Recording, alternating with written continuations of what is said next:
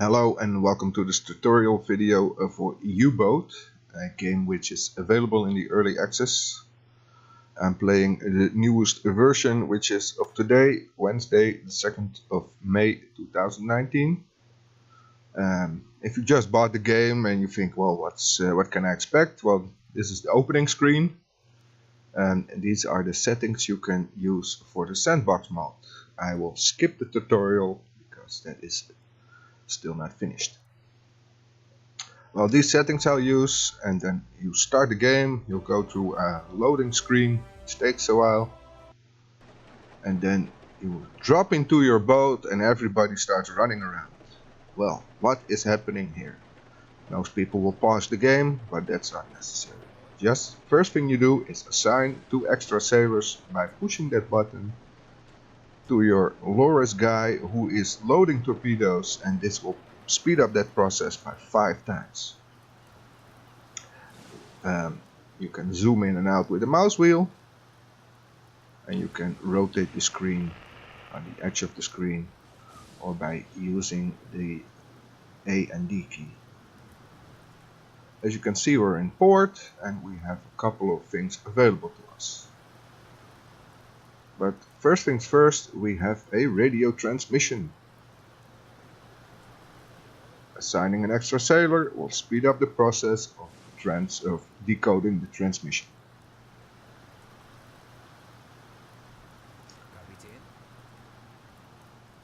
You have a chief boatswain, which next thing I do is assign him as a quartermaster, which means he will resupply the deck gun and the flak gun. And he will start doing that automatically. Assigning him extra sailors helps him in the process. You have a chief engineer who is at the diesel engines, and he's very close to the ventilators, so he will stock the ventilators with potassium plates so you can replenish oxygen while you're submerged. That will save your life. I'm using the manual delivering option, so that means that my engineers need to be really equipped with spare parts. And because parts of the boat will be underwater, when we really are in trouble, he also needs a rebreather. By already assigning those to your engineers, he can immediately jump into action whenever it's necessary.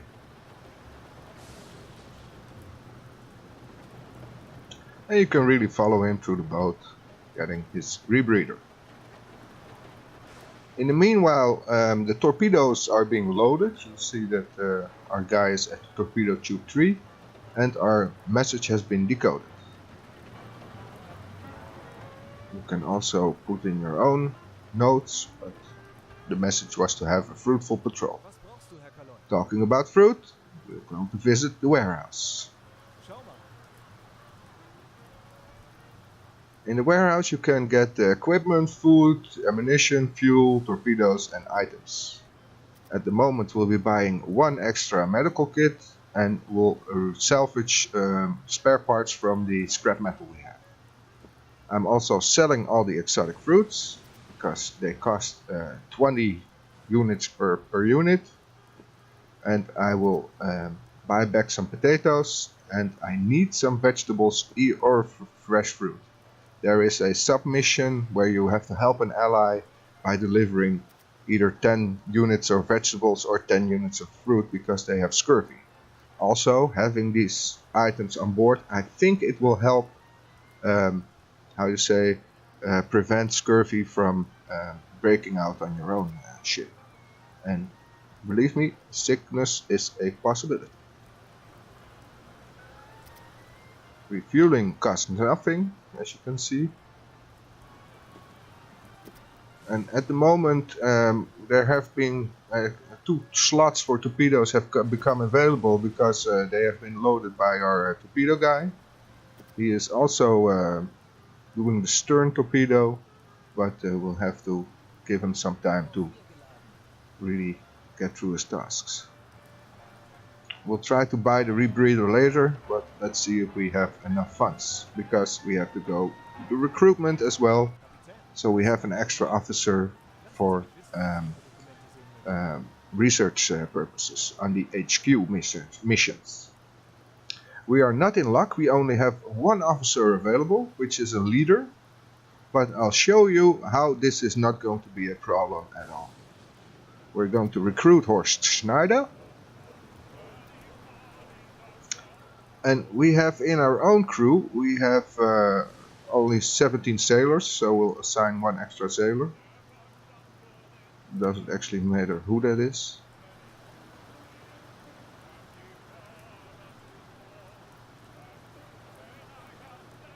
And now we'll go to the edit screen of Hilbert Kohler, and you can see in his skills that he has available to, if he meets all the class requirements for the missions in the headquarters.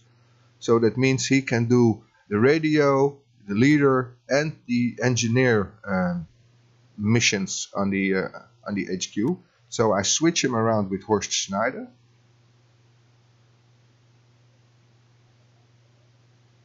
Yes. And now you'll see that Herbert Kohler is gone and Schneider is on our list. And now if we visit headquarters and we choose a new operation, we can use Kohler for all these different missions.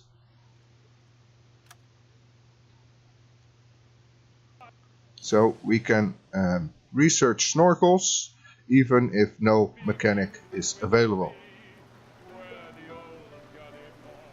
Our torpedo guy has now finished loading torpedo 5, which means that he will no longer need extra help from sailors, because warming up the torpedo is a bit of a solitary task.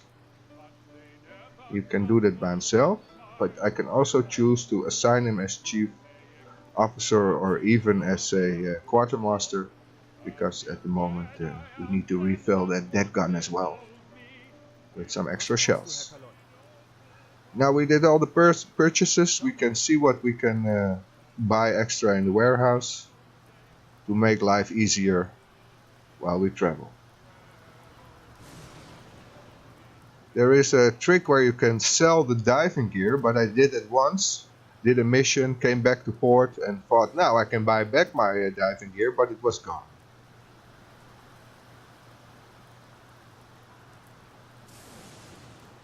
Now also the stern torpedo is available. We have all the torpedoes we can carry, and we're actually missing a little bit of funds to buy the extra rebreather. So I'm going to sell 2 shells of ammunition in order to have the funds to buy the extra rebreather.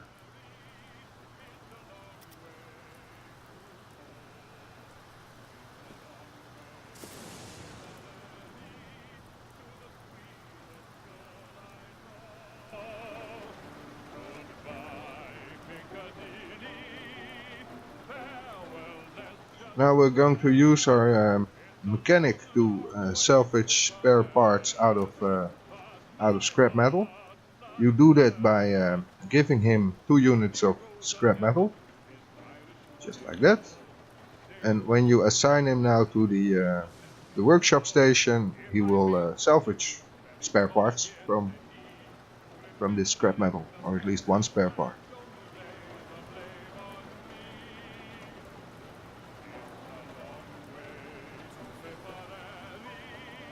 Our new guy was unassigned. He's going to be our chief boatswain, but at the moment he's going to be quartermaster and have to carry some shells to the ship. Now if we visit back our mechanic a little bit later, you can see that the scrap metal is gone out of his inventory, and now in the storage room we have 1 replacement part. Now we're going to repeat that trick, assigning him scrap metal. And now he thinks he's going to warm up torpedoes, because that's the first priority of a mechanic, but we'll bypass that by assigning him to the workshop. Our medic needs first med kits, or needs his first aid kits. I think I did a little bit of a mistake there.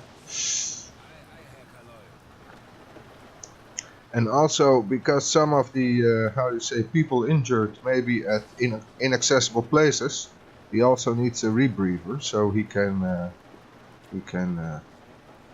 save people even if the air is toxic or even partly submerged.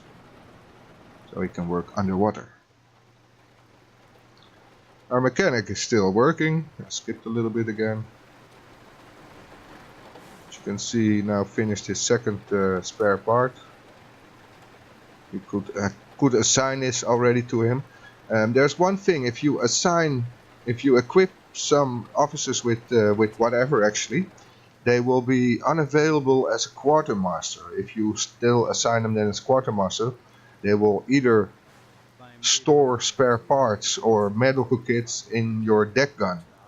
Maybe a nice trick if you want to carry a lot of spare parts, but it renders them actually not handy for being quartermaster. Well, actually we're now ready to already take an assignment, and we're going to travel in 225 kilometers inside our patrol area.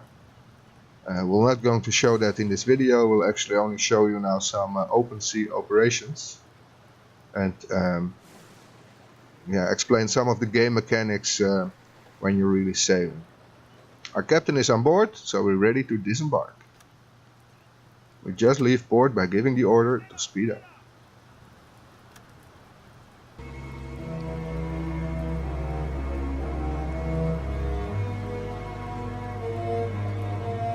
My act of defiance is to already lower the flag while we're still visible from port. And I will steer manually out of the port. The ship's, how do you say, diameter of turning is about 200 meters.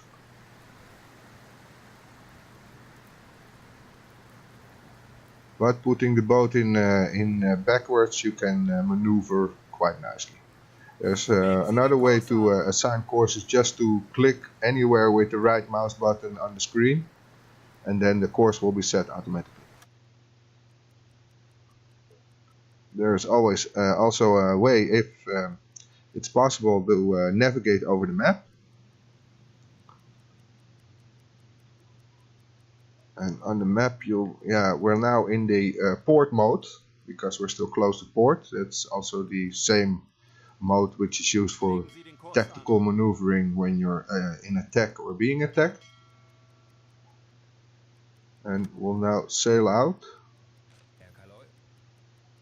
of this port vicinity into the shore mode, and we go from shore to the open sea. Some basic ways to operate on while sailing is to at least assign extra sailors to your chief engineer. That not only saves fuel but also allows for a higher speed of the boat.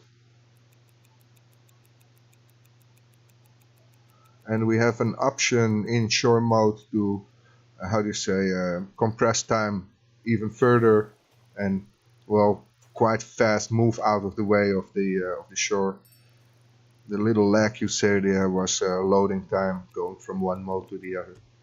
And now we move to travel mode, which actually goes very fluently. That's something that really has been fixed. Now you can, with right click on the mouse, just set a course, and we're going to our patrol area. Although we're almost done with this video, I'm going to show one more thing, and that's a diving procedure. First, here you see what is the benefit of having a navigator. I actually always have a navigator on open sea mode. Only having two leaders who are able to operate the navigation station is a limitation, which in a later course of the game you can bypass by assigning extra officers. You can even expand to 6 or 7 officers on the ship, and then you'll always be able to maintain a navigator without any problem.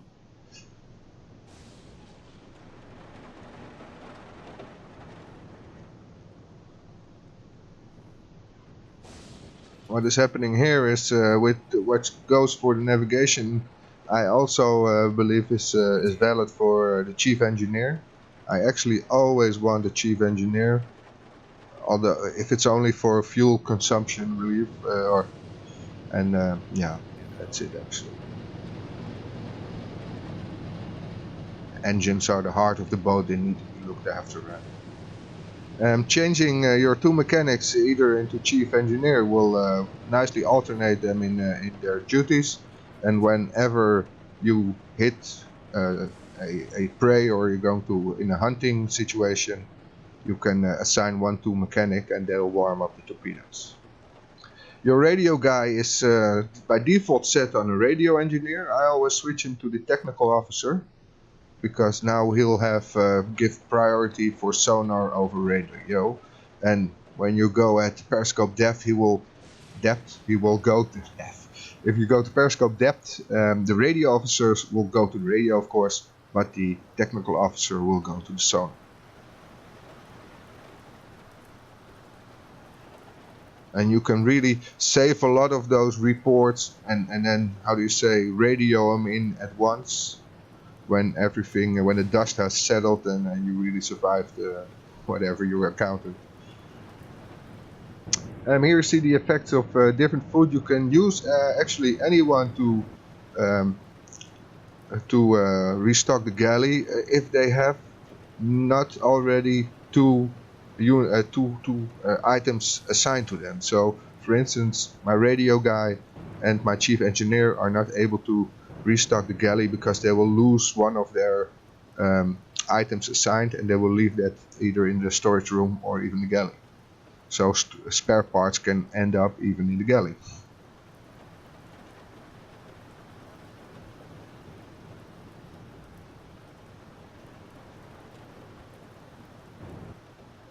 I use my chief boatswain, actually, my navigator, to restock the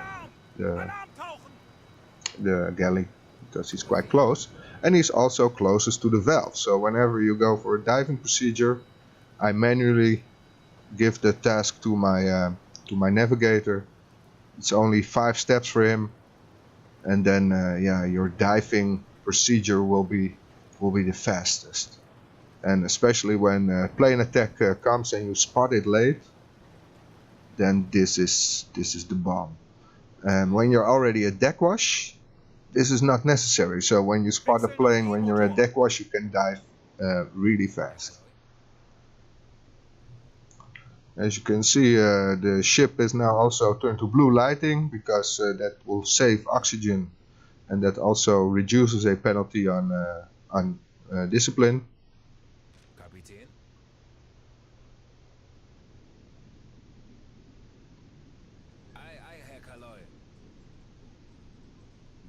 Because we are below periscope depth, our captain has gone to bed.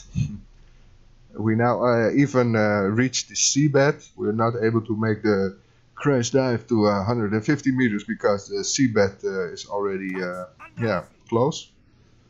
So we'll just emerge again.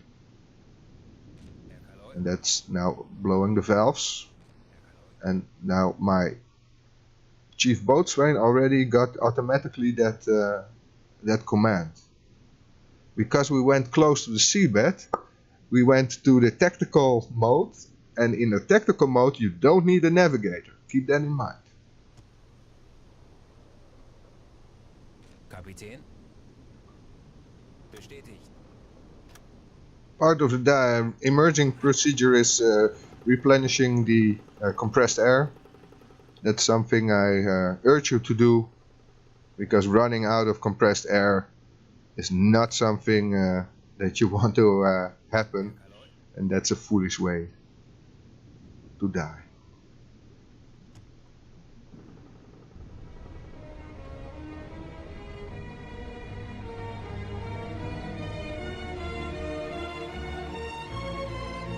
Well, this is it. We actually went through the most basic game mechanics. I did not show you how to shoot torpedoes, but wow, you have to have something for yourself as well. That's not that hard. Maybe I'll make a video about that later. For now, I say happy travels and please, please come back safe. Please come back safe. A good mission is a mission where you return home.